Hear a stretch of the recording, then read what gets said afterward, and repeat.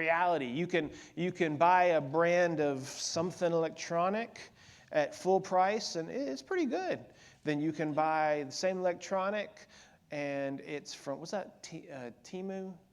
T-E-M-U website, and it's not as good quality. It's like a fifth of the price, but it's not good quality. It's usually a counterfeit of the real thing. And that's what we see, is that in our world we do it, and Satan is no different. He recognizes that he is losing because salvation, the gospel, is pretty awesome.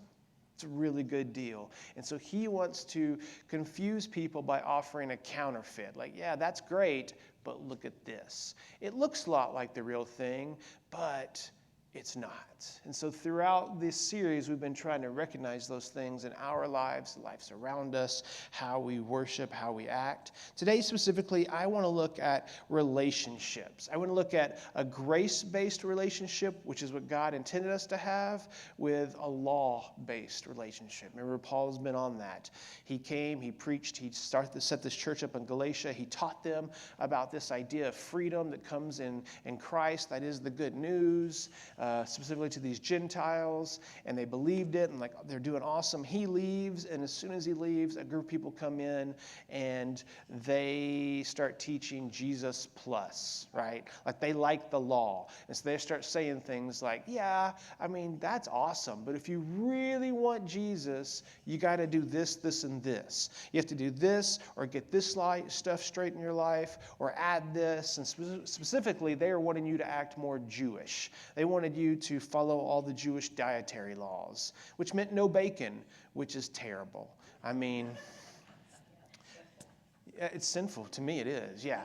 So the Jewish people, it was sinful to eat it, and they don't know what they were missing. I don't know what God had in store for them. He just wanted them to not know the glory of bacon and ham. But like things like that, they would say, oh, you can't eat that if you want to be a Christian. And they're like, oh, yeah? Yeah, because in the law, it says this, this, and this. But much harsher than that, too. It wasn't just silly thing. I don't think that's silly. I take my bacon very seriously. But there are other things about, hey, just accepting him is not enough. You've got to change who you are, and you've got to do these things, which flies right in the face of what Paul and the apostles were teaching. They taught you don't have to change anything. Jesus will change that stuff for you. You just need to trust him. You just need to accept him. You need to surrender to him, right? Like, I don't need you to dress a certain way and do this and do that, and then all of a sudden you become a Christian. That's law-based, right? I don't know about you, but when I was growing up in the Baptist church, remember, I didn't start going until later in life because of a girl in the youth group, right? Amen? Dating in church got me there. But I remember them teaching me what a Christian should look like. And do you know what a Christian should not look like? How I showed up at church, apparently. And not like I was doing anything inappropriate. You know, sometimes girls would show up and they wouldn't like how they were dressed, and you need to dress more modestly for church, things like that. But I don't know. I would show up with my shirt untucked. What?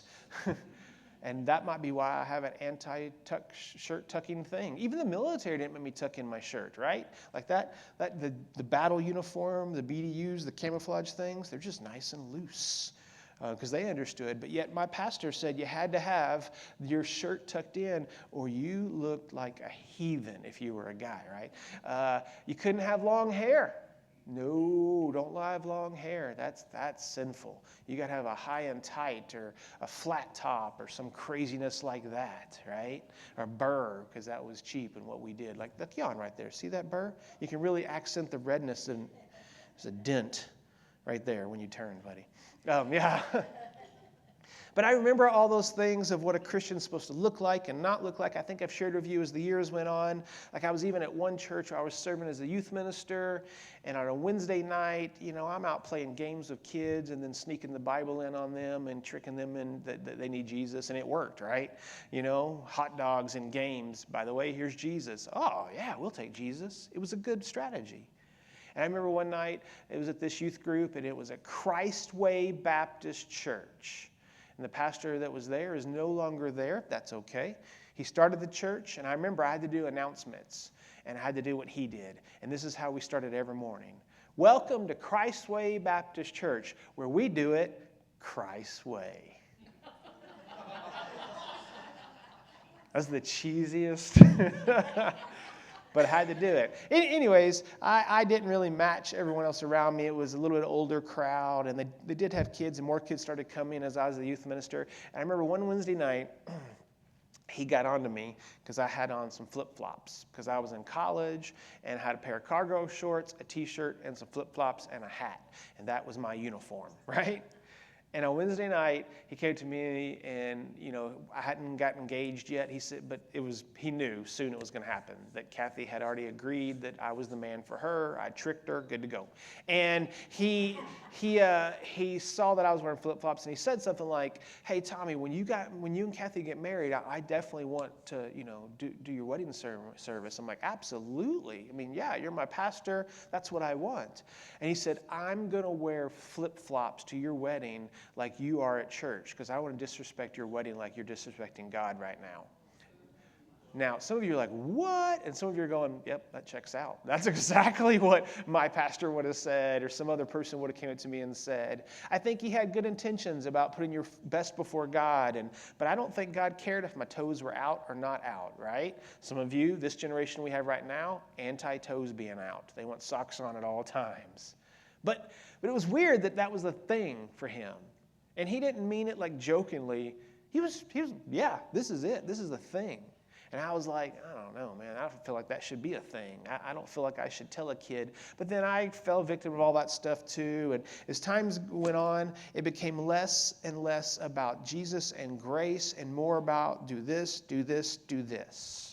I harped on this for a few weeks ago, and I'm not going to mention the same examples I did because I went way off on a tangent. But the idea was that girls need to dress a certain way in church. If they don't dress that certain way, well, they're causing their brothers to sin around them, right? And the Bible does talk about not causing your brother to stumble. But somehow there we went from grace to, if they're wearing it, they're in church, to law. Hey, watch what you're wearing because these boys can't contain themselves. And they're not responsible for their sin all of a sudden. You're responsible for their sin. And that's not biblical, is it? That's not biblical at all, and yet that was a good 50 years of teaching that I knew of that women had, or longer than that, honestly, that women had to make sure they adorned themselves in a way that it didn't look, you know what I'm saying, that men couldn't refrain. It's silly. And there's been these things throughout Christianity from when Paul started to now where we have taken what is grace and we have added laws and rules because we're trying to do better and we think we need more laws, that grace is not enough. It can't just be enough because if it was, we'd all do it easily. Instead, we got to add some stuff to it. So it's Jesus plus. And I taught you that there's no such thing as Jesus plus. There's no salvation plus. Jesus is it. When Jesus says, I am the way, the truth, and the life, no one may come to the Father but through me, he meant it. He never had like an added note. And even though we have centuries and centuries worth of texts that we have found, the Red Sea Scrolls and all that, whatever translation version you have, none of them are going to say, I'm the way, the truth, and the life. Nobody come to the Father but me unless they do this, this, and this. None of them are going to add, confess through the mouth, believe in your heart, and dress appropriately. None of them are going to add, and get your life straight. And you know what? Stop sinning altogether. Then you'll be worthy of this salvation. They're not going to say that because that's not the truth. The truth is it's grace. Paul and the disciples and apostles, when they went to towns to start these churches, they didn't go in, who wants to follow more rules? And there's probably a couple of yahoos, I love rules, right? They're the people that love spreadsheets. But they excel. Because they excel. Will brought the dad joke. That was worth mentioning. Yeah. But most people went, no, I'm good. I've got enough rules in my life. And matter of fact, to the church in Galatia, these were Gentiles, and they lived in a world where you had I don't know how many gods. There was a god or goddess for everything. And so if you had gout, you went to the goddess of gout and made a sacrifice. Please take my gout away. Something like that, right? Or you planted a crop and you're like, man, I need this to come in this year. So you would go to the god or goddess or whatever and make a sacrifice hoping that they would bless your crop. Or you wanted to have a baby, specifically a boy, because they're superior to girls. And no, but they would go and make a sacrifice to this god or this goddess. Or when things started going wrong, right? Like I mentioned, the gout, or maybe your crops were dying, or maybe your wife and you have been trying, and you're like, man, this God has something against me. I've got to make it right with him, and I'll follow these rules. And it was all about rules, all about these sacrifices. Do this right. If you do that wrong, make another sacrifice. Even the Jewish culture, Judaism, the religion was about do these things. And if you don't do those things, you need to make up for it by offering these sacrifices. Rules, rules, rules.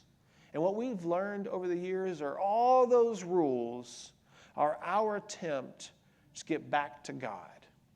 That we're bypassing grace and saying that can't be enough. I have to do more to get to God. There's no way that just grace is enough. He's not, surely it's going to take more than that, right? I've got to earn it somehow. I've got to do this. But the disciples, the apostles, and Paul all taught, this was the good news they brought, that is not a thing. And so in our relationship with God, it is meant to be a grace relationship where he loves you. He loves you exactly how you are. He didn't say, you know what?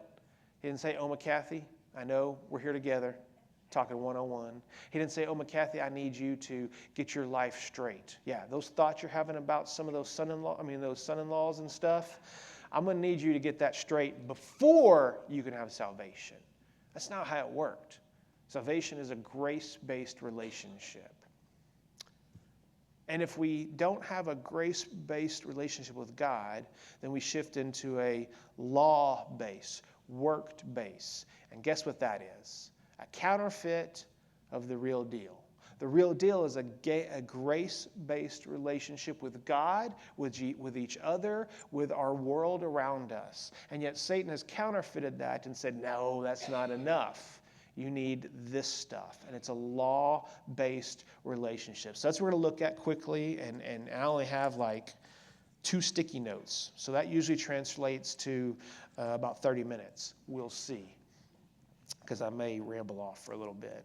But I wanted to get a good picture in your head before we jump into the text about what it might look like, right? So someone that has a grace relationship, they're easygoing, they're flexible, considerate, empathetic, they want to help people, stuff like that is a grace kind of focused person. And so we need an example. So I'm going to get some volunteers. Didn't ask anybody. I'm just going to pick on young people because I can. And so let's say Jaron. Jaron, come on up, buddy. Yeah, I like your hair. I really do. Come on, Jaron Quay. Yay! You look good, man. Are you going to go to Grand Canyon too?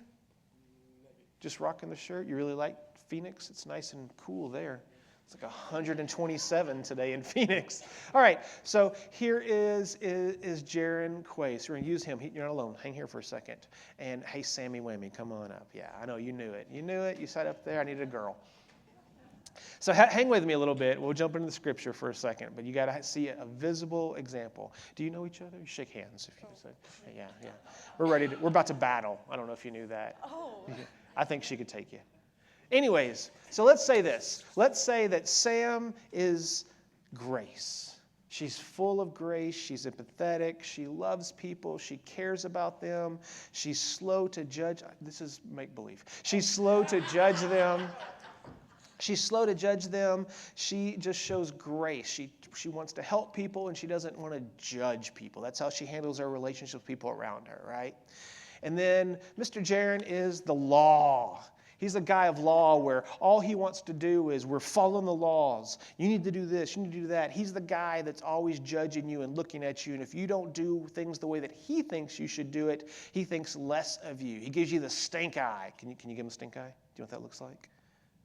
No, them, not me. That's a terrible, you got to work on that. Anyways. So that's Mr. Law. There is no place for forgiveness. There's no place for laziness. There's no place we're going to do it this way because that's the right way. Law. Grace. Let's say that law has somehow convinced Grace that they should start dating. But don't date them. But I actually don't know anything about Jared. Maybe he's a great guy. What do you think? Have you dated him before? Okay, don't. It's a small town, guys. Small town. I know you're really embarrassed now. This is my favorite part of the sermon. It's amazing. Okay, so you guys start dating, but he's law, you're grace. And you know what? He's probably not super law because you're dating and he's got to impress you and trick you, right? But you see signs that he's not as nice to other people that you are. He's a little more judgmental to other people. He gets mad at other people easier. He watches this and says, oh, that guy's a jerk. He didn't know anything about him. Whereas you're like, oh, I'm sure he's nice. There's nothing wrong, blah, blah, blah, blah. You guys decide to get married, and guess who's going to win in this personality battle? Is it going to be Mr. Law or Miss Grace? Who of you think it's Mr. Law? Raise your hand. Anybody think Miss Grace has a chance here? Yeah, you're wrong. You know why? Because Miss Grace is going to do what Grace does. And it's going to compromise. It's going to say, okay, well, you know, that's not what he means, but I support you, and I do all this, and I do this. And what happens is, as a guy who's in a lot of marriage counseling, I see this play out. And sometimes it's, you know, vice versa, who's grace and who's law. And it doesn't work out, right? Like they instantly start having conflict in their marriage because this is what he thinks it should be. That she should do this, this, and this. He doesn't encourage her. Instead, he says, oh, I'm glad I came home when you finally did the dishes. But what about this? And she's like, oh. And then she just forgives him because she's grace, right? But that's how he grew up. Iron fist, rules, not good enough. Now, having some problems, not working out. Guess what most couples do at this moment? Let's have kids. Let's just throw kids into the mix because kids will make it all better. You all know this, right? You've seen this play out. Just throw children into the mix. That can't hurt. That'll take the focus. But now the kids are more grace-based because they take after their mom. And the dad, though, Mr. Law over here is, yeah, you made all A's, but what about this A-? Not good enough.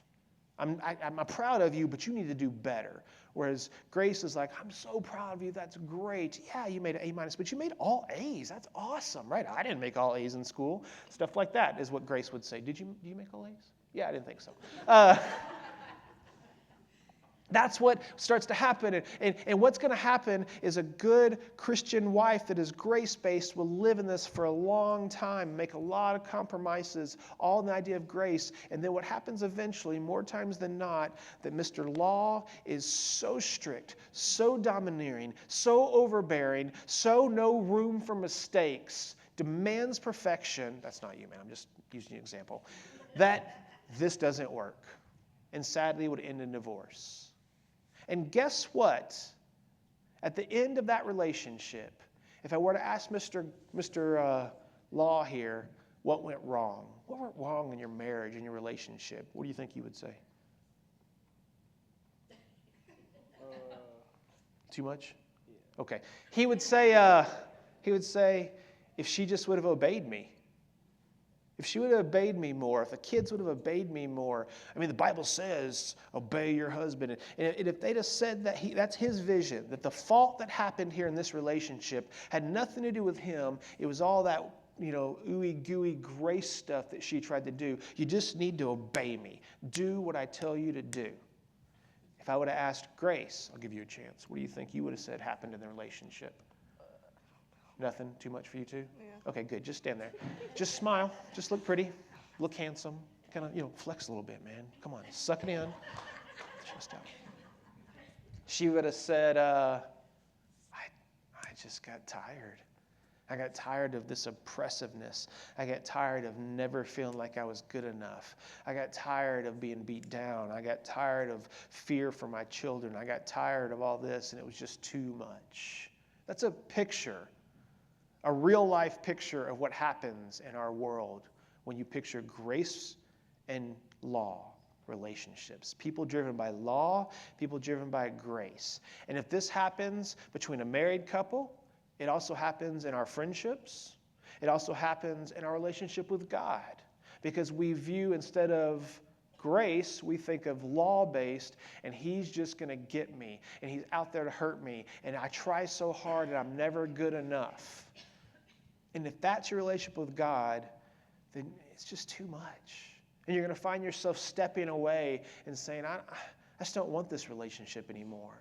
I love God, man, and I had the best of intentions, but he's this guy that's demanding and tells me I'm wrong, and I didn't do this good enough, and I didn't do that, and I can't do that anymore. Or your relationship with God is law-based, and you're like, yeah, I just have to earn it. I'm going to be really good at this. When it's supposed to be a grace-based relationship with God, where you realize he loves you, and you're going to screw up. Believe it or not, you too are going to screw up in life. Yeah, we all do. And God's going to look at you and say, I still love you. I still offer you grace and forgiveness, and I'm not here to put my thumb on you and demand that you obey me, Mr. Law. This is real, how it plays out in our world. Paul knew this was what was going on with the relationships with the people in Galatia. They were taught grace. But for some reason, they started listening to some yahoos. They were teaching law, and it didn't work out. All right, you guys did great. Go sit down for me.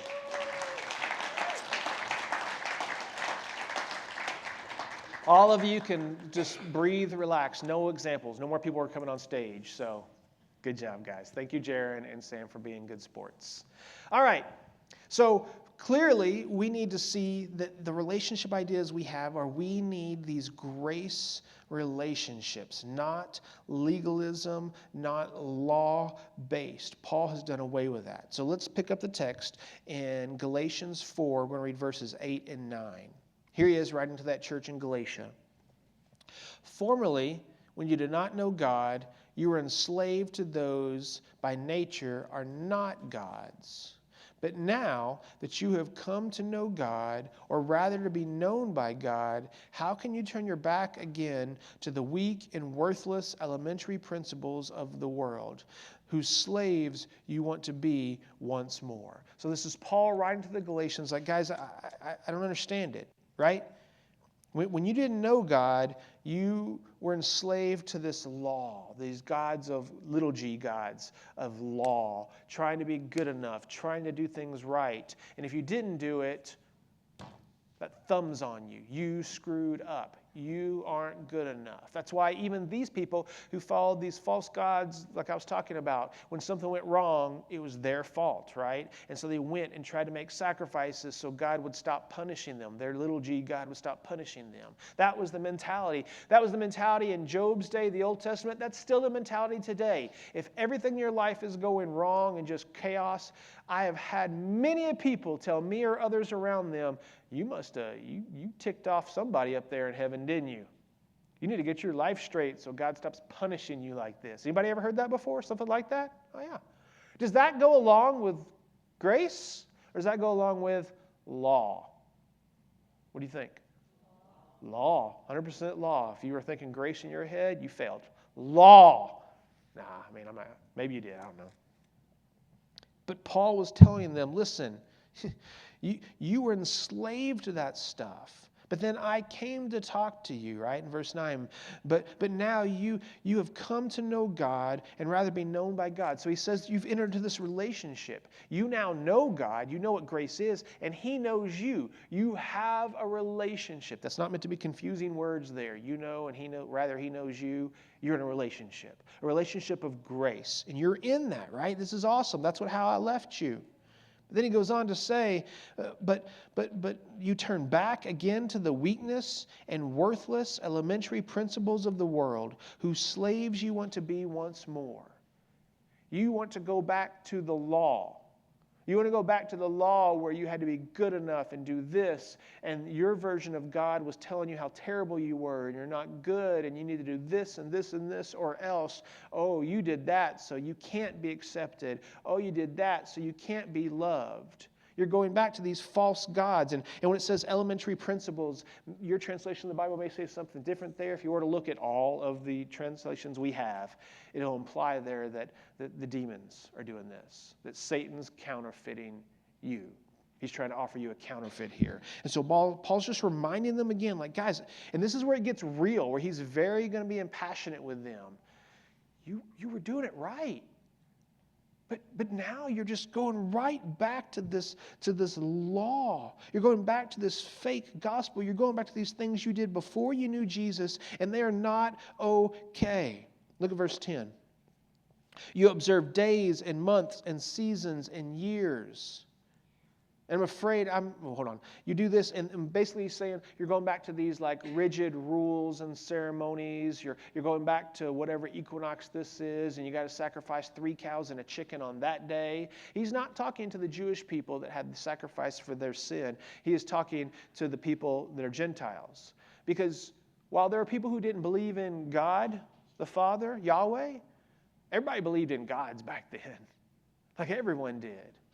And some hated gods, some liked the gods, but there was there's no such thing as God. Yeah, they knew there was because things happened. And in their mind, that's how they rationalized that. And so now he's saying, but you're going back and you're doing all these things and you're having all these moments and they're not real and these traditions and these rules and I don't know what you're doing. Look what he says in verse 11. I'm afraid I may have labored over you in vain. This is Paul being real in a letter. You know what that means? He goes, I think I wasted a lot of time on you. I spent a lot of time there trying to teach you guys this stuff, and you guys all had it, and it was awesome, and the church was growing. And as soon as I leave, though, what are y'all doing? You're going right back to this idea of trying to be good enough, trying to follow these rules and traditions, whether it be circumcision or this or that, and you're taking away grace and you're just replacing it with this counterfeit that is law-driven. He's like, God, man, did I waste my time on you? Was it just a total waste? And look what he says in 12. Brothers, I entreat you.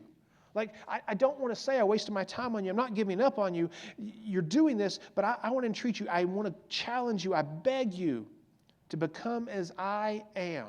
For I also have become as you were. And you did me no wrong. So what he's saying is, I was law-based. Man, I loved the law. I taught the law. I was really good at enforcing the law. That's what Paul did before he was a Christian, right? Law, law, law. And so I'm like you guys. That was a part of my life. But yet I saw a different option. Jesus revealed himself to me and gave me hope, the gospel, that I don't have to be good enough, that it's not about me doing this or else God's going to get me. It's not about me having some weird system in my head where I'm looking at myself or others. Man, if you're not good enough, God can't love you. It's not you looking at other people and saying, well, if that person doesn't change some things in their life, God can't love them. That's what they were trying to do. And Paul had been set free from that himself and telling them, you are set free. Right?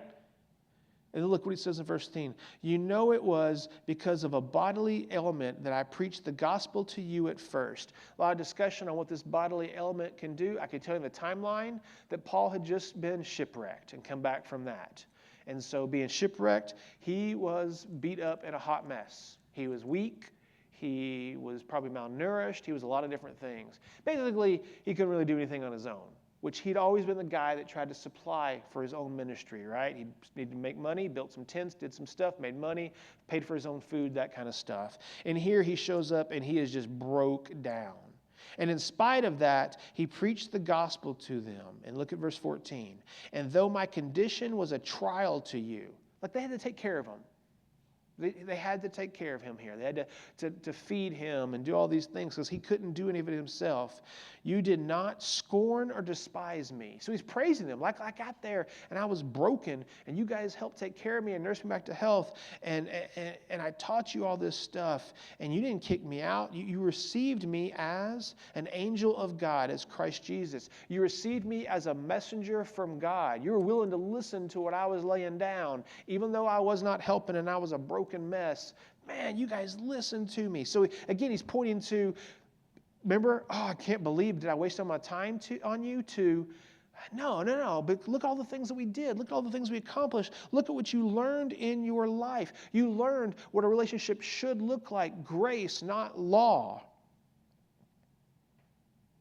And then look at verse 16. Oh, no, look at 15. I'm sorry, because we'll go to this one. I don't know if you did your reading this week. Did anybody read verse 15 and go, what? Anybody? You didn't read it then, because some of you might look at this verse right here and go, I have never seen anything like that in the Bible. Some of you might have. Look what he says here. He's preached to them, you received me. What then has become of your blessedness? He's saying, man, you received me, you listened to the truth, you wanted the truth, you were set free from the law, you had the gospel, the good news, grace. You guys were even willing to do anything it took, including what has become of your boldness, for I testify to you that if possible, you would have gouged out your eyes and given them to me. That is weird sounding. We don't read a lot about it in the Bible. It's nothing. It's him teaching and saying this, making a statement. You would have done anything to help me bring this to the world. You would have done anything to live in grace. You would even cut your eyes out. That's a lot. You're willing to do anything for grace. But now, even though you're willing to do all that for grace, you're back in this world where your relationships, your relationship with God, your relationship with people around you is law-based. Do this, do that. Domineering, no room for love and mercy, no room for forgiveness. We're going to do it this way or else. It says in verse 16, have I then become your enemy by telling you the truth? He said, guys, I shared the truth with you. I shared all this with you, and you would do anything, and now all of a sudden I'm the bad guy? Now all of a sudden what I was teaching you is wrong, and what these people are teaching you is right? Verse 17, they make much of you, but for no good purpose. They want to shut you out that you may make much of them. These people are just trying to make themselves look better and be in charge, regain that power they had over you.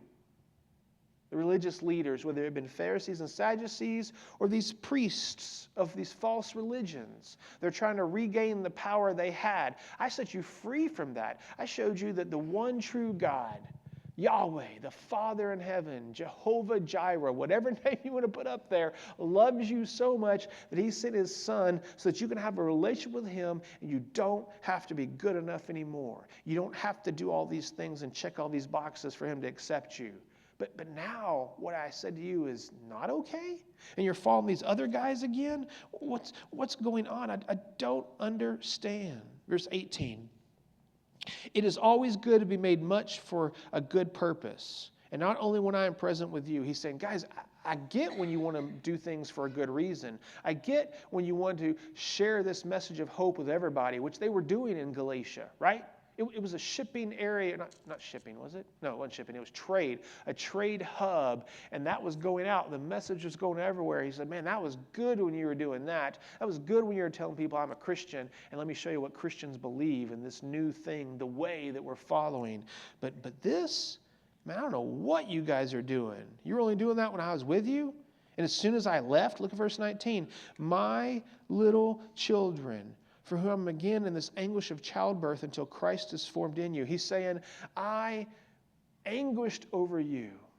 I came to you and I saw the lives you were leading, and it hurt my soul to see you struggling with this idea of you have to be good enough. Does anybody here ever felt like they're not good enough? Some of you might not, but the reality is a lot of us feel that way. When bad things happen, do you ever feel like maybe it's your fault?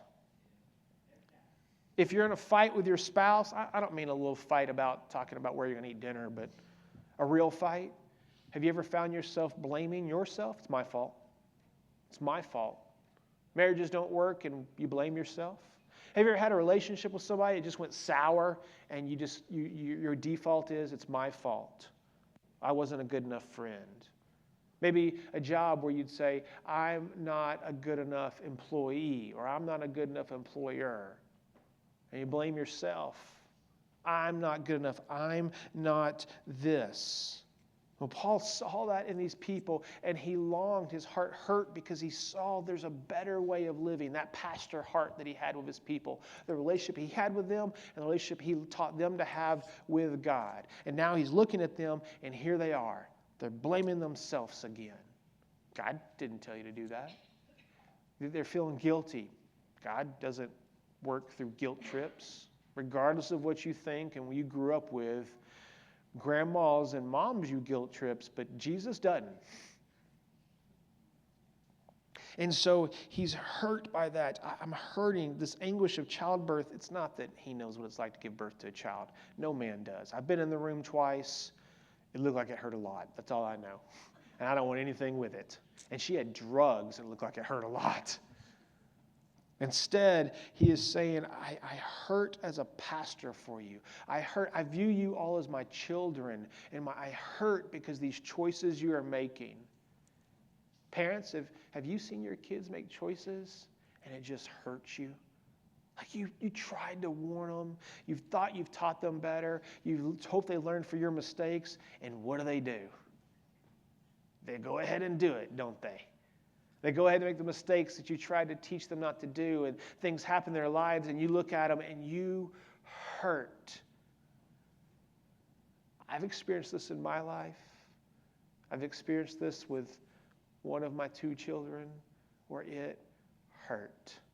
I thought, and then start to blame myself, and I hurt, and I'm anguishing over it. I can't believe this. I did it wrong. I'm a terrible dad, or I'm a terrible husband, and beating myself up. And Paul was saying, man, I'm feeling this towards you guys because you're going back into that way that you're not supposed to live. You're going back into this relationship with God where somehow it's about you being good enough, and you doing this, and you blaming yourself for every single thing, if only, and this. And Paul says, no. Look what he says in verse 20. I wish I could be present with you now and change my tone. I wish I could be present with you now to fix that. I wish I could be present with you now and say, hey, man, stop that crap.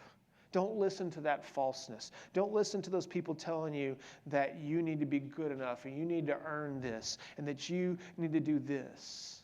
I wish that I could be present with you and remind you the most precious possession you own is a relationship with Jesus Christ.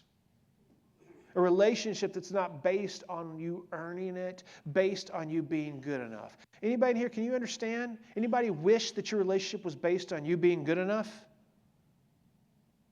No, you don't, Gary. You don't believe that. Because can any of us be good enough? If we could, do you know what that means? That Jesus died for nothing. I know some people that think that. I know some people that, based on some of these verses, would believe that you can lose your salvation. Now, we're not going to get into a whole bunch of that, but here's what I want you to know. I don't think you can lose your salvation. I think you can lose the joy of your salvation. I think you can forget. You can forget the freedom that you once had. It's exactly what they were doing here. They'd heard of Jesus. They'd been taught about Jesus. They'd surrendered to Jesus. They'd surrendered into this grace life. And yet, as soon as Paul left and these other guys came in, they fell back into old habits. They fell victim to law-based. Still Christians, still love the Lord, but they chose to make this law-driven to be their relationship with God, to be their relationship with those around them. And look what Paul says. Last thing. I know we're almost done. I'm sorry. I wish I could be present with you now and change my tone, for I am perplexed about you. I am perplexed. I mean, we know what perplexed is, don't it? Have you ever looked at a kid and been like, I'm perplexed? You ever seen an adult do something and you're like, wow. I picked on Jaron. Do you know that when Jaron was little, we'd go to Gaddy's? And Jaron had the grossest combination of food on the salad bar. I don't even remember them all. Jaron, do you remember those? Or are you too young? Do you remember what you used to get on the salad bar at Gaddy's? You don't? Eli, do you remember what he got? I know your sisters do. What did he get?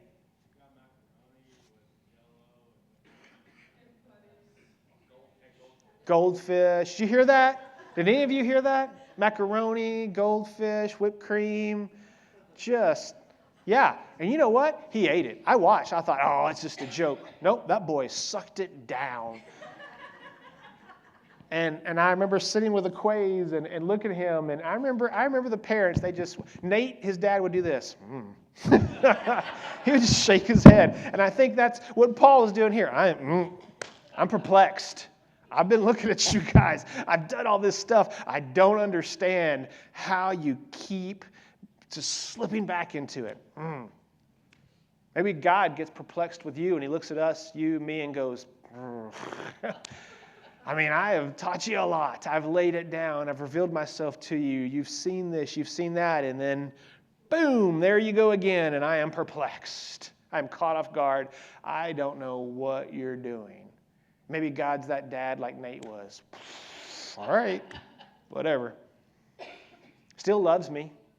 Not going to kick me out because I eat weird things or do weird things. Not going to throw me out because he's perplexed. But perplexed that it's not enough. That his son's death was not enough. That this path he has given us is not enough for so many people.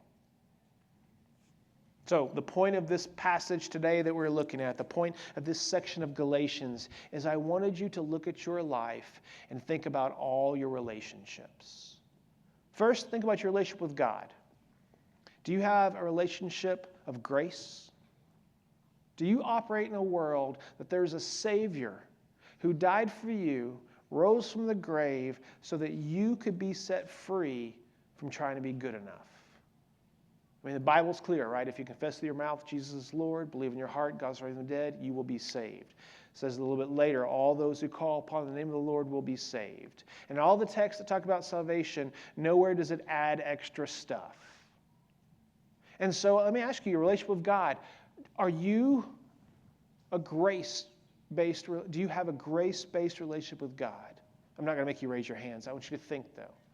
Do you wake up and look at your relationship with God and say, man, I'm just blown away that he loves me? I mean, I'm not perfect. I'm a hot mess. But man, God loves me. He cares about me. Even though I keep doing those things, even though I keep messing up, he says, I still love you, Tommy. He may do this, but he still loves you. And you don't have to sit there and go, oh man, I screwed up so big on this one. Or this sin is, there's no way he can love me. I can't get past this. So let me focus on getting rid of this, and then maybe he'll love me. That's a law-based relationship with God. How many of you have that?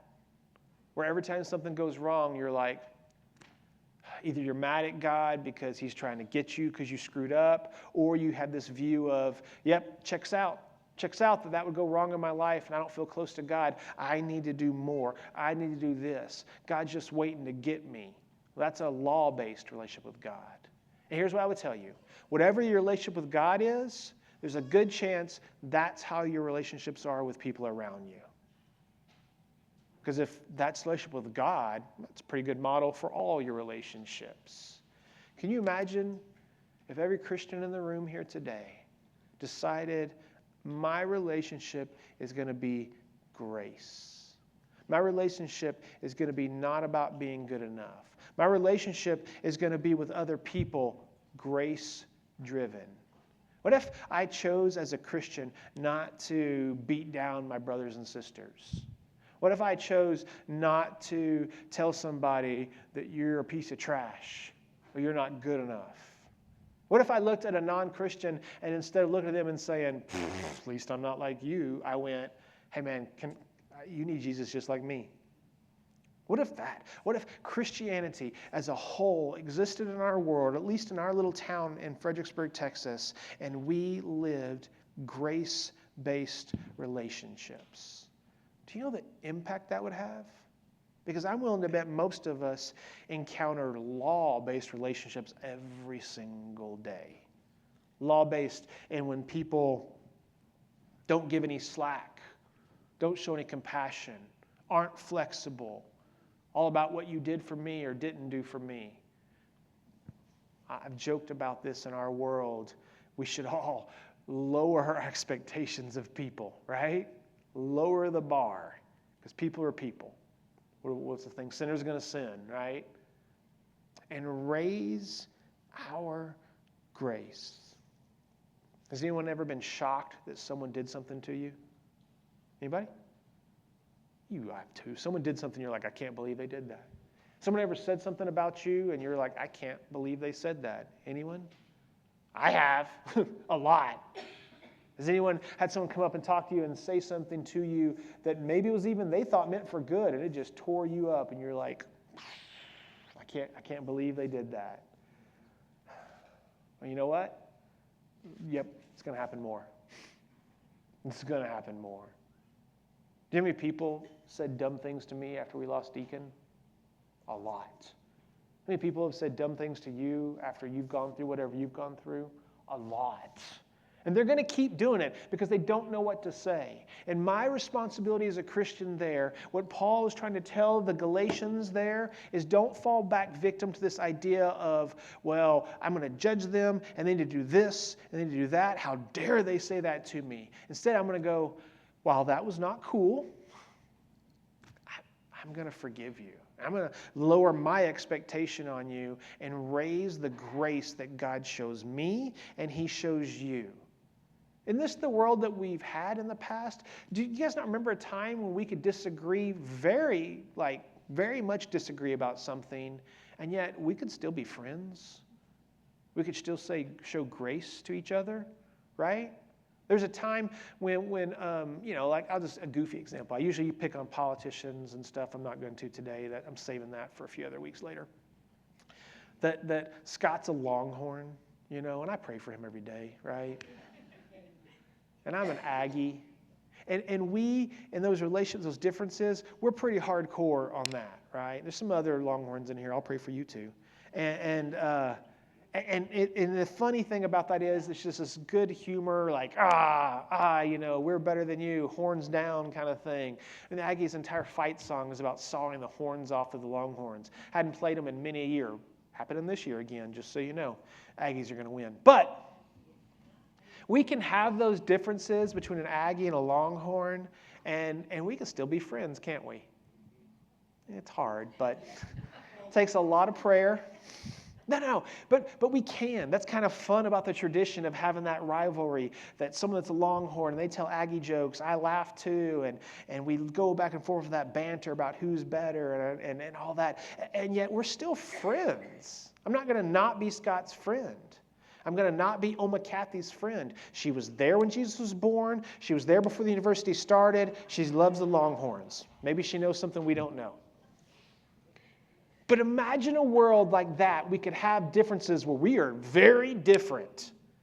I don't think Scott's going to pop out rocking some maroon Aggie gear anytime soon. And you're never going to see me wear burnt orange. Ever. It doesn't even go good with my skin tone, okay? God knew what he was doing. It's a bad color. We're still going to be friends. What if in this world, in our town, in our relationship with the people around us, we could have that same mentality? Like, I really don't believe the same thing you believe. Could Jan and I have a difference of beliefs when it came to whatever? Maybe he has a view politically like this and I have a view like that, and they're total opposites. But can't we still just show grace to each other? Instead of, I can't be your friend because you don't believe exactly what I believe. That is a law-based relationship. Can we have a grace-based relationship where I can go, well, I think you're stupid, but you know what? Let's still be friends. That's the relationship we're supposed to have with God and with the world around us. So that's what I'm going to pray for. I'm going to pray this week. Maybe right now you can even think of someone, a relationship you have with someone, and you'd say, oh, it's not grace-based. It is very much law-based. If I see that person, I just kind of want to throat punch them.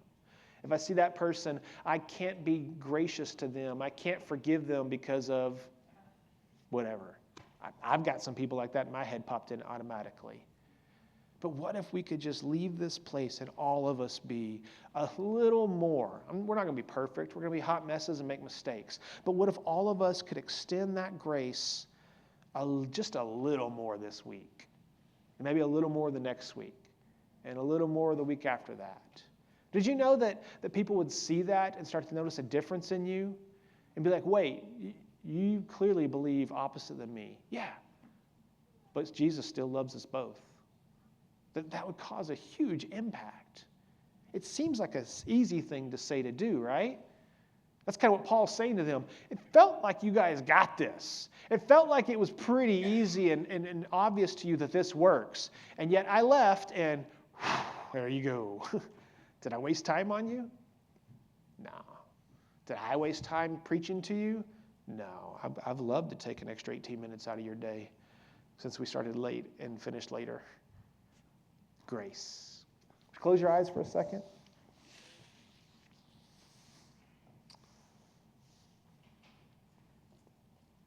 What I know is I struggle with grace sometimes. And if I struggle, I am willing to bet we all do. So just listen for a second. I want you to think. Have you ever thought, I'm not good enough? Have you ever felt like the world would be a better place without you? Have you ever felt like your family would be better off without you? Your spouse would be better off without you?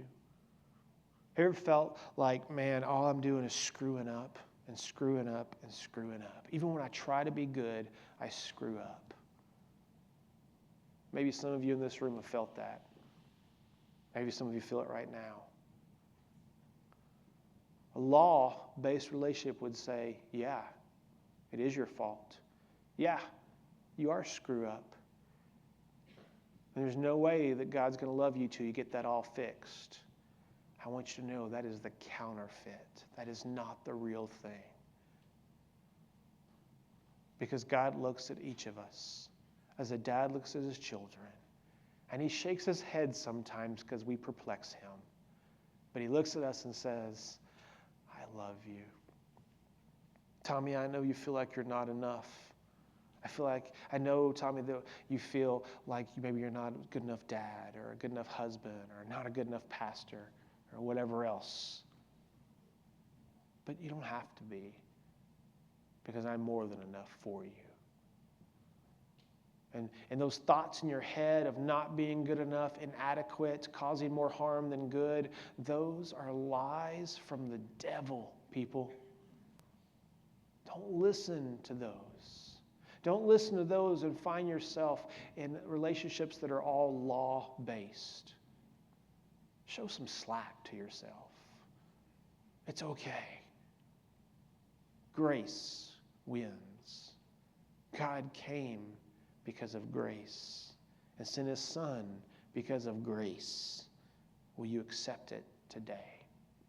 Father, I pray for each of us in this room right now that today could be a day that we start over and to shed the chains that have held us, to stop listening to those other things, those principalities in our ears, the things we can't see that tell us we're not good enough if we don't do this, or it's all our fault. Say no to those things. Claim victory in Jesus and say, I live in a grace world where my God sees me with all my faults, all my deficiencies, and all the dumb things I've ever done in my life, and he loves me still. I don't need your law. In Jesus' name I pray, amen. I'm going to have the worship team come up. I know we're late, I'm sorry. Here's how we're going to handle this one. While they come up and sing, the offering bucket's going to go by. I forgot to remind you of the Connect card. Most of you have been